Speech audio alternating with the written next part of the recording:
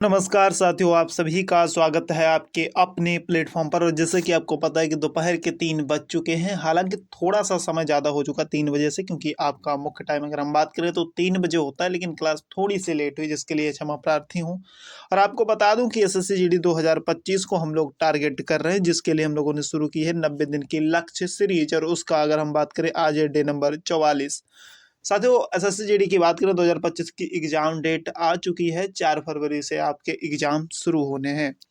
वहीं पर बात करें साथियों, नेक्स्ट अगर सबसे पहले तो देख लेते आज का लक्ष्य क्या था। तो आज के लक्ष्य की बात करें तो ध्यान दीजिएगा साथियों, यहाँ पर कुछ इस तरीके से आज का लक्ष्य था हमारा कि रीजनिंग के 40 क्वेश्चन, हिंदी के 40 क्वेश्चन और मैथ के 40 प्रीवियस ईयर क्वेश्चन ये आपको दिए जाते हैं पीडीएफ के रूप में। वहीं पर बात करें हिंदी में 10 विलोम शब्द प्रतिदिन आपको दिए जाते हैं। सॉरी, विलोम शब्द नहीं, पर्यायवाची 10 नए शब्दों के पर्यायवाची आपको याद करने होते हैं, वो भी आपको दिए जाते हैं। तो सभी टारगेट लगभग में दिए जा चुके हैं।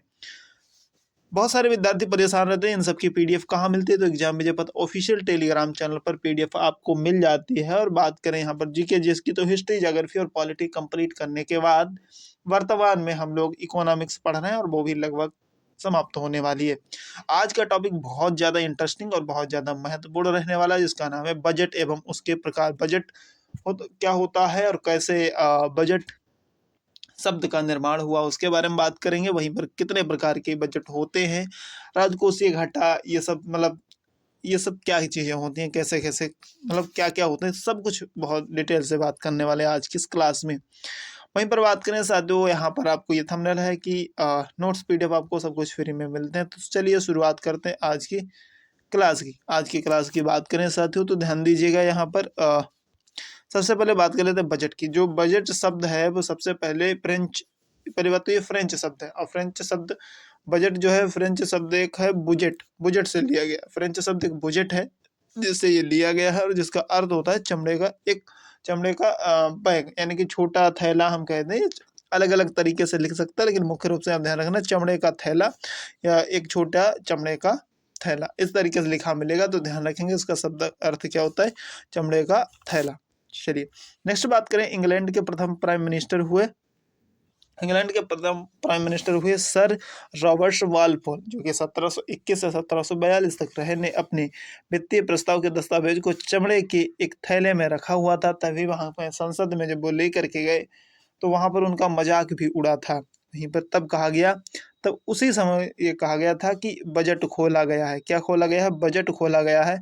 और तब से जनरली सभी जगह जो है बजट शब्द का प्रयोग होने लगा। तब और तब भी वार्षिक आय, देखो तब ही होगा यहाँ पर, तब भी नहीं, यहाँ पर तब ही वार्षिक आय व्यय के प्रस्ताव हेतु तो बजट शब्द का प्रयोग हुआ। वहीं पर बात करें भारतीय संविधान, भारतीय संविधान में बजट जो शब्द है उसका उल्लेख कहीं पर भी नहीं हुआ है। बजट के साथियों प्रकार की बात करें, देखिए हम लोग उतना ही पढ़ रहे हैं जो हमारे परीक्षा की दृष्टि से बहुत इंपॉर्टेंट है। अब एग्जाम डेट आ गई है, अब टारगेट बहुत मतलब दिसंबर भर में हमको सब चीज़ें कंप्लीट करनी है। जनवरी में हम धड़ाके से करेंगे रिवीजन, फरवरी में देंगे एग्जाम। चलिए यहाँ से बात करें साथियों बजट के प्रकार के, तो बजट यहाँ पर 3 प्रकार के होते हैं। एक होता है संतुलित बजट, एक होता है घाटे का बजट, और एक होता है अधिशेष का बजट। तो उनके बारे में बात कर लेते थोड़ी थोड़ी से किस क्या होते हैं। तो यहाँ पर बात कर लेते विभिन्न प्रकार के घाटे। अब यहाँ पर बात करें विभिन्न प्रकार के घाटों की, तो ध्यान दीजिएगा साथियों, यहाँ पर बात करें साथियों बजट घाटा। सबसे पहले तो देख लेते हैं बजट घाटा क्या होता है, उसके बारे में थोड़ी सी जानकारी हम लोग प्राप्त कर लेते हैं। किसके बारे में? बजट घाटा। अब देखिए सरकार का कुल बजटीय जो व्यय होता है वो बजटीय प्राप्तियों से जब अधिक होता है तो उसको क्या कहा जाता है कि भैया बजट घाटा है। क्या है भैया? बजट घाटा। चलिए ठीक। अच्छा थोड़ा सा आपको इसके बारे में बता दूं, मुझे लगता है ये इंपॉर्टेंट है और इसके बारे में डिटेल से नहीं बताया। देखिए संतुलित बजट क्या होता है। संतुलित बजट की बात करें, जब बजट की प्राप्तियां जो होती हैं, बजट प्राप्तियां होती हैं बजट व्यय के बराबर होती हैं। कितनी? बजट की जो प्राप्तियां होती हैं, मतलब जितनी चीजें आई हैं उतना ही खर्चा है, तो उसको संतुलित बजट कहा जाता है। ठीक है। और इसमें अर्थव्यवस्था में कुल मांग के स्तर में मामूली सी वृद्धि होती है। और जब अर्थव्यवस्था पूर्ण रोजगार प्राप्त करने के निकट होती है तो इसकी अनुशंसा की जाती है। अब बात कर लेते हैं साथियों घाटे का बजट क्या होता है। तो घाटे के बजट की बात करें, जब बजट की जो प्राप्तियां होती हैं बजट व्यय से कम होंगी। अब क्या होगा? देखिए बजट की जो प्राप्तियां होंगी वो व्यय से कम होंगी। खर्चा क्या है? कैसा? व्यय जो है व्यय से कम होंगी और प्राप्त मतलब प्राप्त कम चीजें होंगी और खर्चा ज्यादा हो रहा होगा, तब घाटा होगा कि नहीं होगा।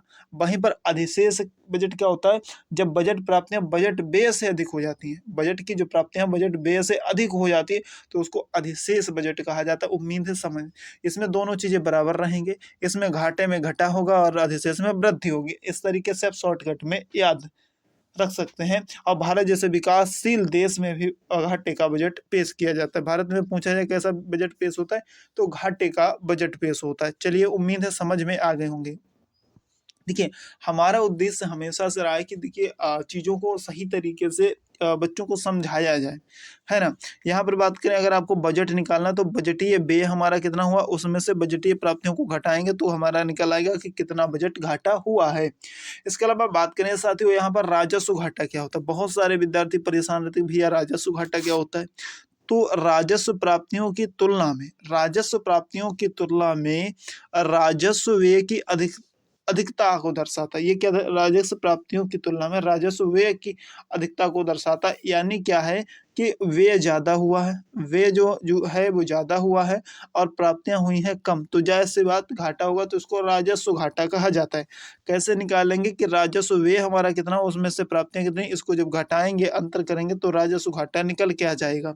प्रभावी राजस्व घाटा की बात कर लें इसके बाद साथियों, प्रभावी राजस्व घाटा की, देखिए प्रभावी राजस्व घाटा की बात करें यहाँ पर, तो राजस्व घाटे किसके, राजस्व घाटे और पूंजीगत संपत्तियों के सृजन के लिए जो अनुदान होता है उसको प्रभावी राजस्व घाटा कहा जाता है। ध्यान रखेंगे, राजस्व घाटा और पूंजीगत संपत्तियों के सृजन, क्या क्या कहा मैंने, देखिए क्या कहा, राजस्व घाटे और पूंजीगत संपत्ति, किसकी, पूंजीगत संपत्ति के सृजन के लिए अनुदान जो होता है उनके बीच के अंतर को, उनके बीच के अंतर को, वही थोड़ा सा यहाँ पर लिखा नहीं सही था, इसलिए पढ़ने में कंफ्यूजन हुई।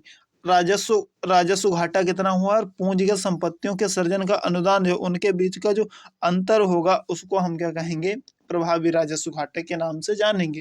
ठीक है, नेक्स्ट बात कर लेते हैं राजकोषीय घाटा। अब राजकोषीय घाटा क्या होता है समझिए उसके बारे में। मेरे भाई, राजकोषीय घाटा की अगर हम बात करें, सरकार की आय व्यय का अंतर होता, कितनी आय हुई है और कितना व्यय हुआ है, यानी कि कितनी जो है कमाई हुई है और कितना खर्च हुआ, उसका अंतर दर्शाता है कौन, राजकोषीय घाटा। यह सभी स्रोतों से सरकार की कुल उधारी आवश्यकताओं को भी इंगित करता है, इस बात को भी आप ध्यान रखेंगे। नेक्स्ट बात कर लें साथियों कुछ इंपॉर्टेंट फैक्ट के बारे में, तो ध्यान दीजिएगा। इंपॉर्टेंट फैक्ट कुछ इस तरीके से हैं कि स्वतंत्र भारत का पहला बजट आपसे पूछा जाए, स्वतंत्र भारत का पहला बजट 26 नवंबर 1947 को पेश हुआ, जिस समय वित्त मंत्री थे कौन थे, षणमुखम शेट्टी थे। इस बात को इम्पोर्टेंट है, याद रखेंगे आप लोग। नेक्स्ट बात करें गणतंत्र भारत, गणतंत्र भारत मतलब जब संविधान आ गया तो कब, तो उसका जो पहला केंद्रीय बजट जो है कब पेश हुआ, तो 1950 में जॉन मथाई ने पेश किया। इंपॉर्टेंट है, ध्यान रखेंगे, किसने पेश किया, जॉन मथाई ने पेश किया। नेक्स्ट बात कर लेते हैं, पंडित नेहरू ने 1958-59 का जो है बजट पेश किया और उसमें इस बात की घोषणा कर दी थी कि जो आपका बजट है वो 28 फरवरी के ही दिन पेश किया जाया करेगा। तो इस बात की पुष्टि कहाँ पर, घोषणा कहाँ पर की गई थी, तो ये पंडित नेहरू ने की थी 1958 और 59 में। ध्यान रखेंगे। नेक्स्ट बात करें, सर्वाधिक बार बजट जो किस है वो किसने पेश किया, ये पूछ लिया जाता है। तो वित्त मंत्री मोरारजी देसाई ने कुल मिलाकर के, साथियों हम बात करें तो 10 बार, कितनी बार मोरारजी देसाई जी ने कुल मिलाकर के 10 बार बजट पेश किया। और वहीं पर एक व्यक्ति आते हैं वित्त मंत्री, बात करें तो पी चिदम्बरम, कौन है, ध्यान रखेंगे पी चिदम्बरम की बात करें तो उन्होंने कितने 8 बार बजट को पेश किया। इनके बाद दूसरे स्थान पर हैं। नेक्स्ट बात कर लेते हैं, पहली बार 1992 में, पहली बार 1992 में जो भारत में बजट पेश हुआ उसको रेल बजट, जो कि 25 फरवरी 1992 को पेश हुआ था। और सामान्य बजट की बात करें जो कि 29 फरवरी जो है 1992 को पेश हुआ था। इनको टेलीविजन पर इसका प्रसारण किया गया। क्या किया गया, बजट लिख गया यहाँ पर, तो भैया टेलीविजन लिख लेना, टीवी मतलब नहीं समझते, टीवी, टीवी पर दूरदर्शन केंद्र पर नहीं आता था वो, पहले बचपन के दिनों में याद होगा। तो उस समय सोचो 1992 तो में तो सादी टीवी चलती होंगी, वो ब्लैक एंड व्हाइट वाली, किस किसने देखी हो आप कमेंट करके बताना हमको, है ना। तो इस तरीके से जो है टेलीविज़न पर बजट जो है पे बताया गया कि हाँ प्रस्तुत, मतलब एक तरीके से हम कहें कि लाइव कर दिया गया था या प्रसारण उसका किया गया है ना। तो इस तरीके से समझ में आ गई होंगी उम्मीद है सभी चीज़ें। तो ये कुछ इम्पोर्टेंट चीज़ें बजट से रिलेटेड थी जो आपकी परीक्षाओं के लिए बहुत ज़्यादा इम्पोर्टेंट है साथियों।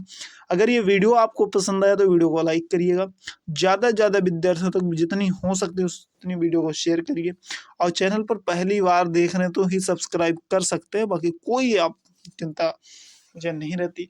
बहुत सारे विद्यार्थियों की ये चिंता रहती है कि भैया आप इतनी मेहनत से वीडियो बनाते हो, इतना अच्छा कंटेंट देते हो, उसके बावजूद भी व्यूज नहीं है आपके। देखो मेरे भाई, हमारे लिए ये हो रहता है कि एक अगर विद्यार्थी देख रहा है और उसको वो देखने के बाद अगर उसका सिलेक्शन हो गया तो मेरे लिए वो बहुत है। मेरे लिए भीड़ की कोई आवश्यकता नहीं है, ठीक है, भीड़ की कोई आवश्यकता नहीं है। एक विद्यार्थी देख रहा है मेरे लिए बहुत है, बात खत्म।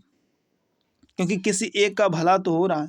और भीड़ में हम, अब देखो तुम्हें एक बात और बता दूं, आज यूट्यूब की दुनिया की एकदम ऐसी बात मैं कभी बताऊंगा नहीं, कोई नहीं बताएगा, मतलब मैं क्या, कोई नहीं बताएगा। यूट्यूब का रूल क्या है, लोग आप देखे होंगे, अगर कहीं पर प्रैक्टिस सेट चल रहा हो तो प्रैक्टिस सेट कैसा चलाया जाता है, आसान प्रश्नों को, बहुत ही आसान प्रश्न रखे जाते हैं आपके लिए। कैसे प्रश्न रखे जाते हैं, आसान प्रश्न। तो आसान प्रश्न रखते हैं तो उससे आप अब उनको 50% से ज़्यादा 70% 80% तक बच्चे उसको हल करते हैं। अब उनको आता कहना हाँ ये तो हो रहा है भैया, तो ये क्वेश्चन हो रहे हैं हमसे, हल हो रहे हैं, तो बच्चे को आता है मज़ा। तो इसलिए भीड़ काफ़ी जगह पर लगी रहती, ये भी एक फैक्ट है और ये आपको कोई नहीं बताएगा कि हाँ, लेकिन मैंने आपको बता दिया कि एक मतलब ऑनलाइन क्रिएटर होने के बावजूद भी, है ना। तो इस बात को आप ध्यान में रखिए, बाकी अपनी तैयारी अच्छे से करते रहिए, ठीक है। उम्मीद है सभी चीज़ें समझ में आ गई। कोई चिंता समस्या आफत परेशान कर रही है तो कमेंट बॉक्स में लिखो यार, रिप्लाई देंगे, बात करेंगे, ठीक है साथियों। फिर चलेंगे, आज के लिए इतना ही काफ़ी रखेंगे। जब तक के लिए आप सभी को जय हिंद।